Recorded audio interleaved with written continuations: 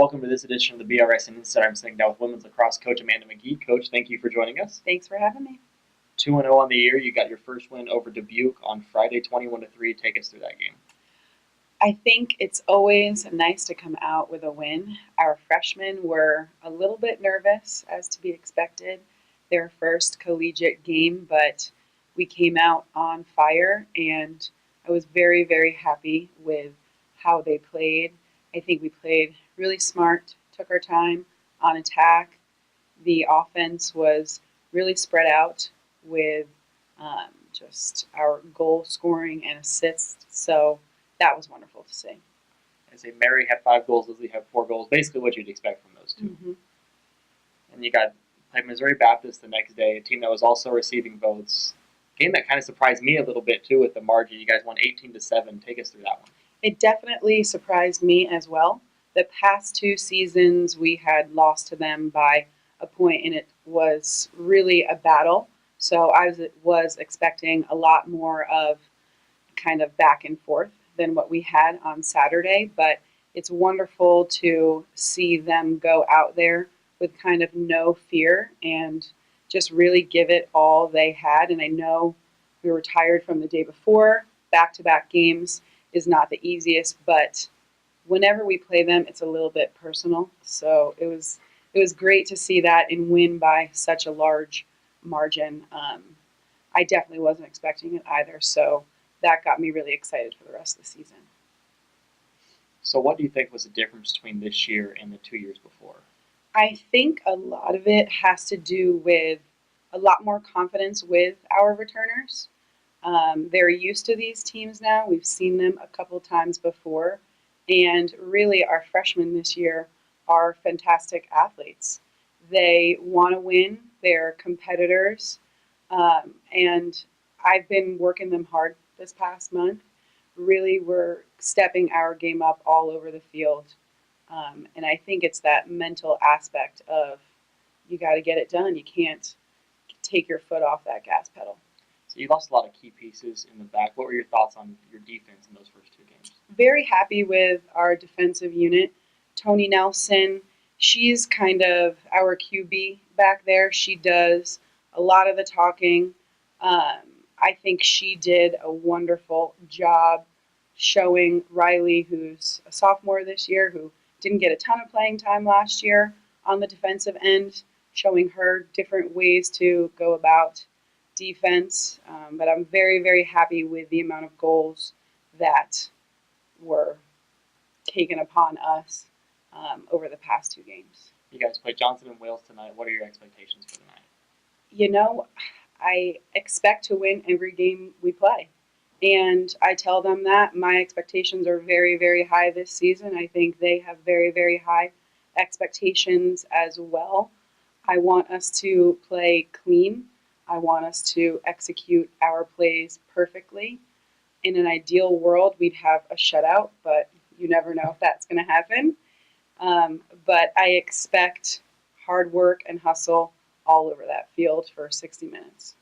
What is the conference as a whole looking like this year? It's really difficult to say. We've had a lot of coaching changes in the past year. Ottawa got a new coach, Midland, Clark. So it's difficult to say at this point. St. Ambrose, they're a new team. I think what I really focus on is us, what we can control, how we play, and how we get things done. And if we're getting better a little bit every day at practice, I know that we're going to be all right come game time. All right, Coach, thank you very much for joining us this week. Benedictine College women's lacrosse coach Amanda Magee on the BRSN Insider. A wise man once said, "The world offers you comfort, but you were not made for comfort. You were made for greatness."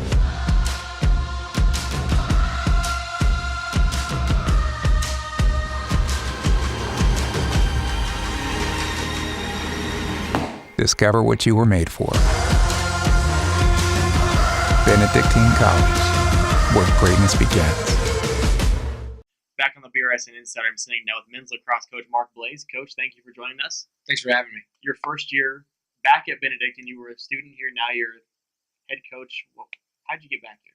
I helped start the club team in fall of 2011, spring of 2012. I graduated from here, went and got my master's in education, and ended up getting to play at Rockhurst University, coaching there the next 3 years, teaching at Aquinas. And then when this job came open, I really kind of just wanted to see what were the possibilities. And I got on campus and really heard a lot about the current team, and really kind of felt like this is where I was being called to come next, and kind of the next challenge in my life. And so that's kind of, I'm back. So you guys are 2-2 right now. We'll talk about all 4 games. You guys went down to Rockhurst, Division II school.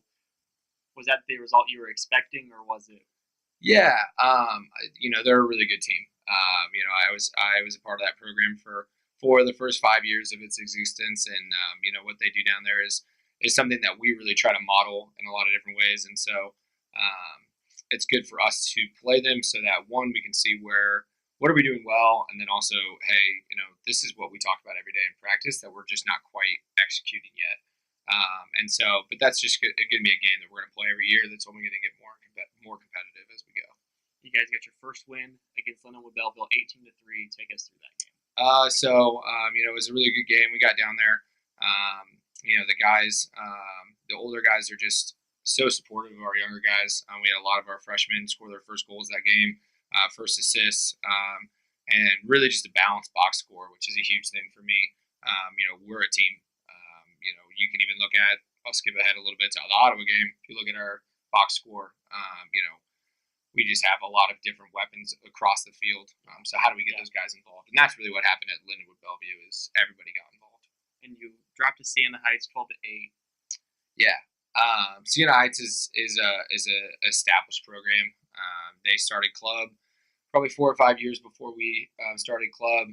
They went NAIA, but were a varsity club team for a while. And that really just resulted in us not being mature enough yet. Goalkeeper is a really good player. He was second team All-American last year. And so when things don't go your way, when a couple saves get blocked, how do you respond? And our offense kind of struggled. We put in some late goals to kind of push it to be a closer game. But that's definitely a game that, Siena Heights was unranked and then jumped to 5th in the country after their weekend, beating Mobap and beating us. So I think they're a team that's only going to keep getting better, and so were we. But definitely a game that, watching the film, I think that we kind of let get away from us, that we could have, won that game, at least been a lot closer of a game. And then you guys played Ottawa here on Tuesday night.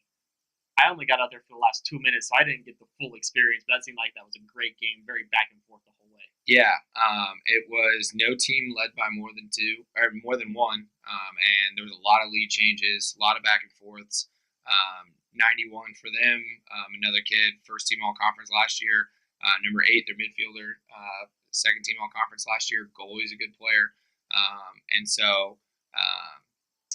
It was a really exciting game. I've never been a coach for an overtime win, which is, we do gold and gold like soccer. Yeah. And so to be a part of a game like that where, we score with 1.8 seconds to go, and it's just really, the guys just responded really well with, Tyler Santini taking that ball away. That's an individual effort. But if you look, number 8 had nowhere to go with the ball. And so what that means is that everybody was doing their job behind Tyler so that Tyler could take the ball away. Yeah. Then once Tyler takes the ball away, Kyle Tomes picks up the ball, starts pushing it the other way. And, we run fast breaks probably every other day, and every single person was in the right position. Peter Gerard makes a great cut, but, Trevor Sabota was wide open too, a little bit further of a shot. So, but it's definitely one of those moments where the whole game kind of slowed down. I felt like Peter was open for an hour and a half. I wish Kyle would have thrown it a little bit earlier, but yeah, great game, great team, great conference win. So, How important was it to get that first conference win under your belt? It's big, especially because I think they finished 5th and 4th the last 2 years in the conference, and so definitely trying to set ourselves up to win the regular season conference, at least get into that second, third place game in the conference tournament is huge for us. And so winning the first conference game against a team that our program's never beaten is definitely a good confidence booster for our guys, kind of understanding how far this program's come. What are your expectations for the rest of this season? So expectations for the rest of the season. So we have Missouri Baptist on Saturday, and that they're a really good team, receiving votes as well. So really, I would say that I'd like to try to win the conference first year, but we'll see what happens. This is the hardest stretch for us. So we played 4 games in 5 days, and then have a game on Saturday, and then we play 3 games in 4 days over spring break. And so that'll be a really tough stretch. And then after that, it kind of loosens up. And so I really think the way that we're playing now, we're only going to keep playing better.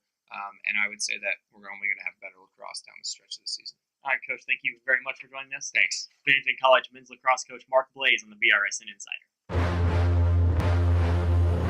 A wise man once said, "The world offers you comfort, but you were not made for comfort. You were made for greatness."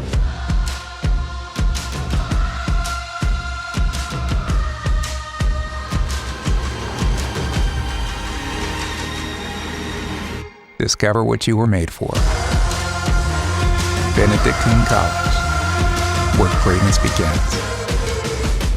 Back on the BRSN Insider, I'm sitting down with men's basketball coach Ryan Moody. Coach, thank you for joining us. Thanks for having me, Dakota. Unfortunately, had your season come to an end on Monday night, a 69-66 loss to Mount Mercy. Take us through that one.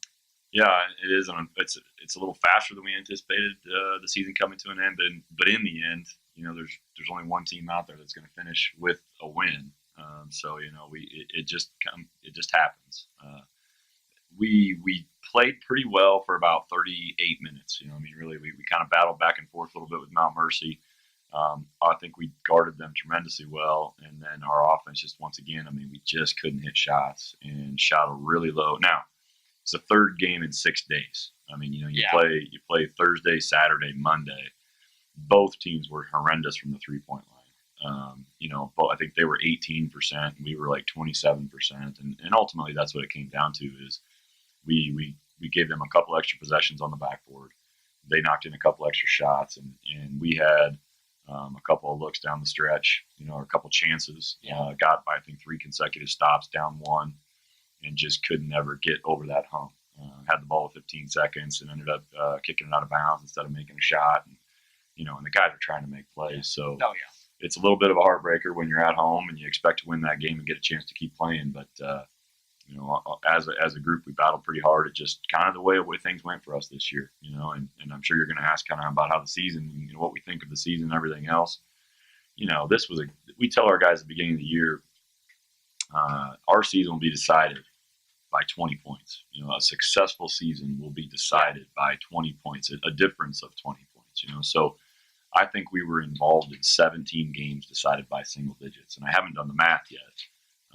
But I know we lost more than we won, and I bet it's close to 20 points when you start doing -6, +4, and I bet we're right in that 20-point range. And I think that's just a combination of a bunch of different things. Yeah. A lot of new guys, a lot of new guys out there getting minutes, including a couple of senior transfers, and then guys that have been waiting their turn that are redshirted in the program. And you got to learn how tough it is in this league. And the talent in this league is insane, and the coaching is very good. So we've just got to keep plugging away and hopefully take away a lot of learned lessons from this year. That final play against Mount Mercy, was that the look? Was that the look you guys had drawn up? Well, we were trying to get Kevin on a cleared out side ball screen.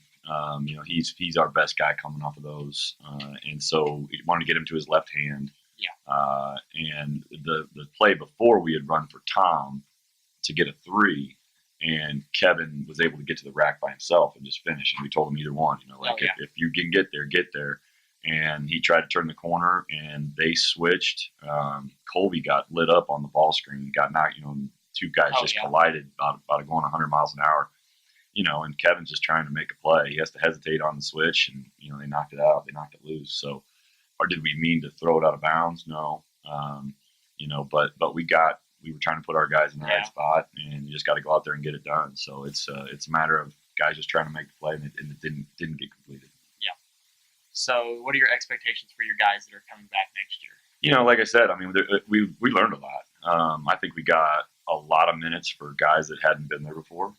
If you look at this league, so in our first and second team, all league teams, right? So 20 players 10 are on the first team, 10 are on the second team. Of those 20 players, 17 of them are seniors. So this league is dominated by old players and talented players. Yes. And so, and this year there was a North-South division, and in the top 10, there's only one player in the South. Everybody else is in the North, so clearly the North was a better team. So where am I going with this to answer your question? Well, I think that we're going to have a lot of returning experienced players. You've got Tom and Adam who played since they were freshmen. You're going to have Colby, Wills, Grant, Kyle, Jaden Bristol, who all played a ton of minutes this year. You got red shirts that sat out in Christian, Eric Cruz, and Saxton Thurston, and they're going to be contributing and be counted on. So, I think we may still be years as far as freshman, sophomore, junior, senior, young, because we'll only have the two seniors. And Peyton Heinen, I guess he'll be a senior for us too, so we'll have three.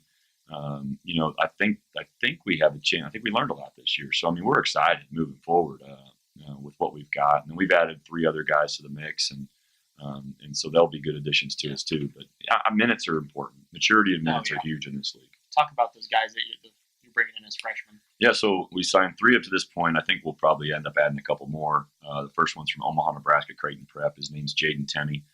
They're the number 1 team in the state in the highest class in Nebraska. They're playing in the state tournament beginning next Thursday with a chance to win it. I would be shocked if they don't. They're a very talented team. He's a 6'7" pick and pop 4. Great fit. It's going to be a good player for us. We signed a young man by the name of Hunter Schneider, 6'8", posts / center out of Shawnee Mission South High School. They just lost last night in districts in a tough game that went down to the wire. He played in the Mocan AAU program, which is a top AAU program in the Kansas City area. He's going to be a very talented post center for us, very skilled. And then we signed 6'6" Tyson Cathy from Liberty North, who they just finished their season this week as well.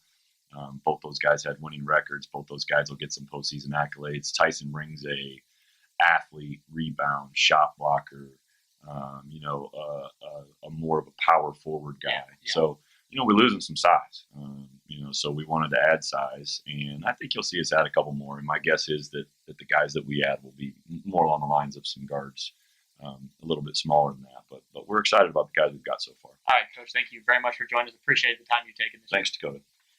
Ryan Moody, Benedictine College men's basketball coach on the BRSN Insider.